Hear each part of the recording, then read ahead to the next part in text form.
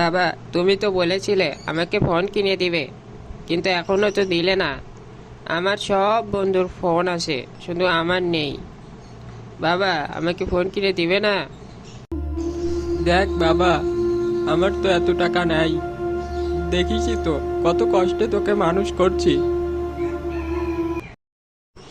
তুমি যদি 2 দিনের মধ্যে আমাকে ফোন কিনে না দিতে পারো, তাহলে আমি আর বাড়িতে আসবো না, চলে গেলাম, থাকো। হায় আল্লাহ, কালকের মধ্যে এতগুলো টাকা আমি এখন কোথা থেকে পাবো? আল্লাহ, কোনো একটা ব্যবস্থা করে দাও। রহিম কাকার দোকানের দিকে একটু যাই, দেখি কিছু টাকা যদি ধার পাই। ওই তো কাকা দোকানের সামনেই, দেখি একবার চেষ্টাটা করেই দেখি। আসসালামু আলাইকুম কবির মিয়া, কি অবস্থা? সব ভালো চলছে তো? ওয়ালাইকুম আসসালাম।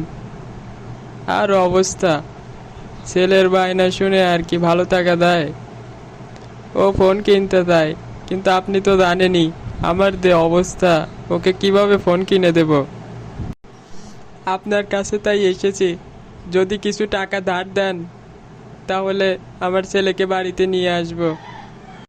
আচ্ছা, ঠিক আছে, আমি না হয় কিছু টাকা তোকে দেব, তবে প্রতিদিন আমার দোকানের কিছু মালামাল তোকে বয়ে নিয়ে আসতে হবে।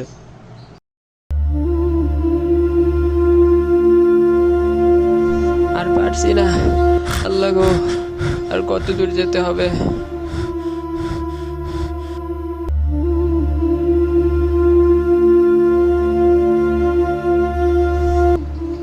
হায় আল্লাহ, আমার বাবা আমার জন্য এত কষ্ট করছে, আমার ফোনের দরকার নেই। বাবা, আমাকে ক্ষমা করে দাও বাবা, আমার কোনো ফোনের দরকার নেই, তোমাকে এত কষ্ট করতে হবে না বাবা, চলো বাড়িতে চলো।